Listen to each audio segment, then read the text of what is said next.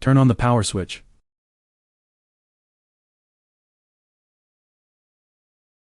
And then the screen will have a self-checking process. We need to set some parameters first. The first item is to choose cantilever beam, or simply supported beam. This pendulum is a cantilever beam. Is simply supported beam. Let's start setting up the cantilever beam.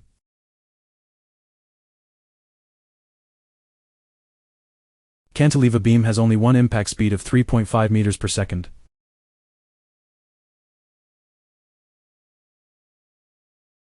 If you change to a simply supported beam, you need to change. Then there is a potential energy selection. Potential energy refers to the energy released by the pendulum, which is 5.5 joules of energy. Choose the sixth item. If we use a wrench to remove these two screws of front and back, it becomes 2.75, and we choose the third item. Then we go to the next page. These sections should be filled in according to the actual parameters.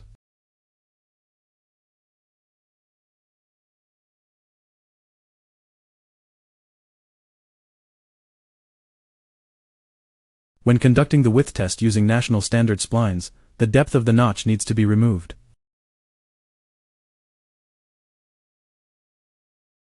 This width refers to the distance from the bottom of the notch to the opposite side.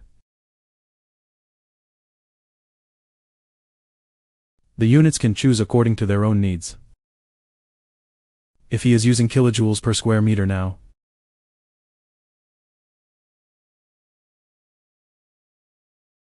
after selecting the unit, you need to wait for 30 seconds before returning to the main interface and restarting to make the selection take effect.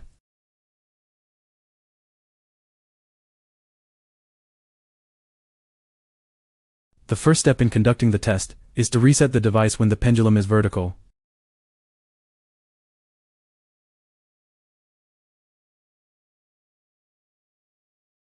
Then we hang the pendulum by hand. Here the angle is usually 150 degrees, either positive or negative.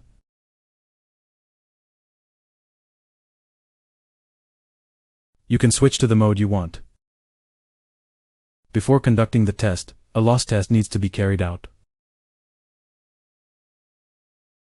The purpose of this loss test is to detect the self-friction loss of my machine.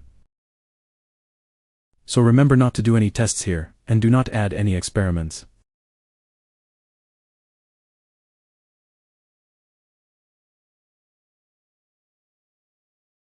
Here there will be a certain angle and energy involved. The energy refers to the frictional force of the bearing's wind resistance.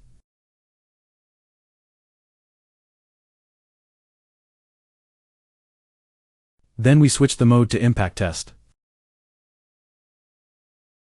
For impact testing, we need to clamp the sample strip for testing.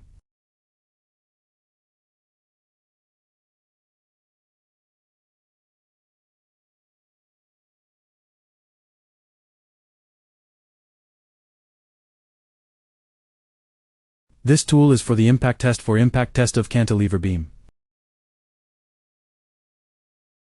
Like this. Stuck. When clamping, we should clamp at this position.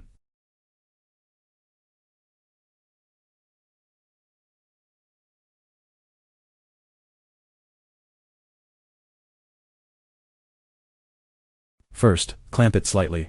Then this side must be parallel to this side. Clamp it.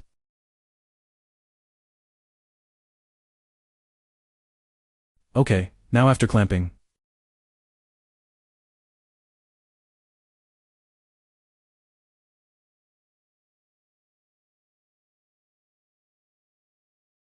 we will see the average value.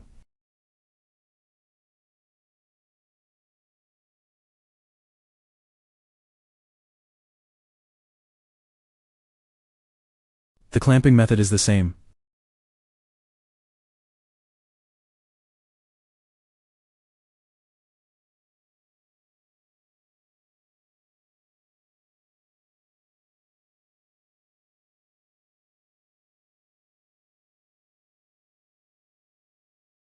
This is the first test, and this is the second test. It will calculate an average for you.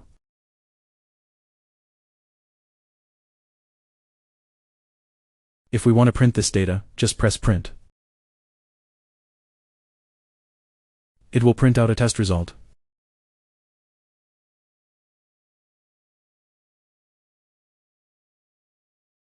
He will present the first and second results, as well as an average value.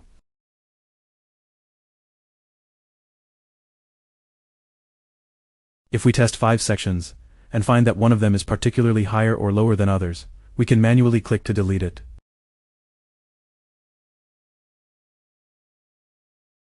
It will show the remaining average value.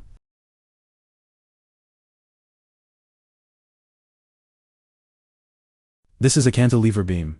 After the cantilever beam is done, we can look at the simply supported beam. When doing a simply supported beam, we need to remove this.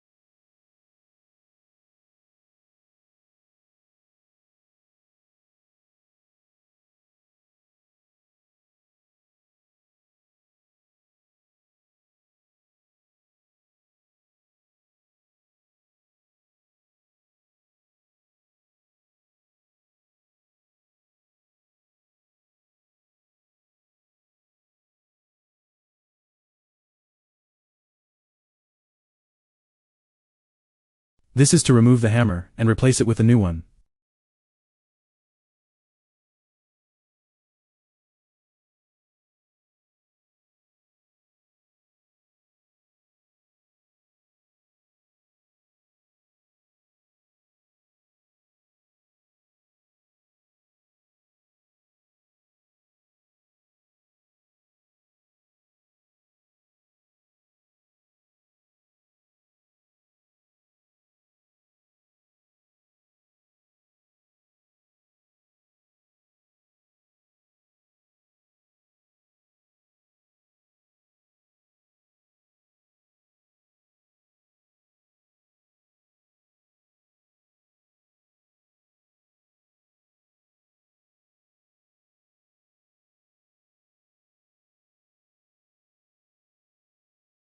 After fixing it, we still follow the same steps.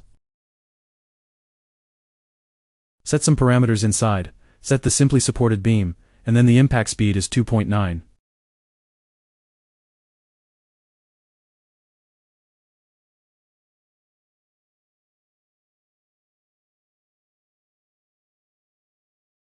The pendulum potential energy is on it. There are 5 scales on it, which means 5 joules. Which means 5 joules. Then we select the 5th item. The size is the same.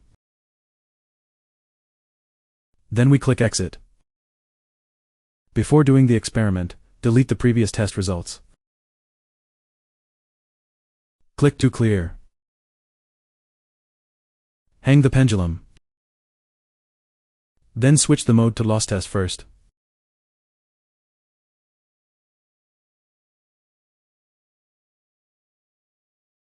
After empty punching, we can test this specimen.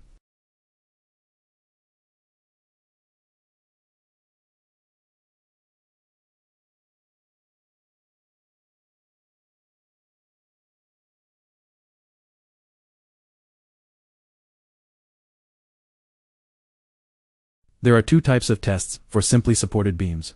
one is notch impact test.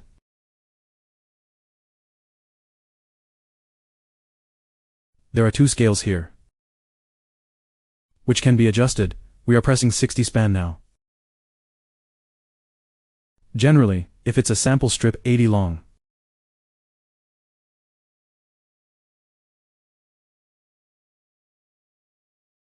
The scale on this side is 60, the distance between them is 60. Then when we do the test of the simple beam, its impact notch is facing backward.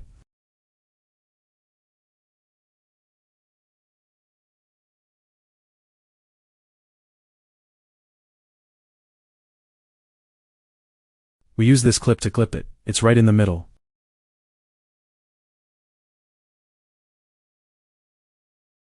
When we do the test, we just press the impact button directly.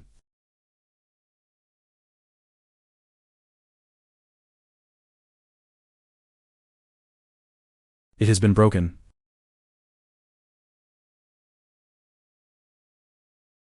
If we do the impact test without notch, it can be placed freely.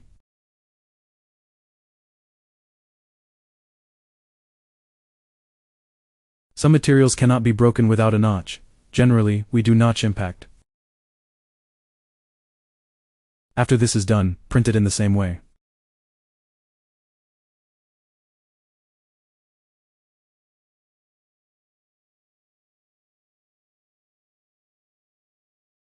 Just print it. And there are some tools inside.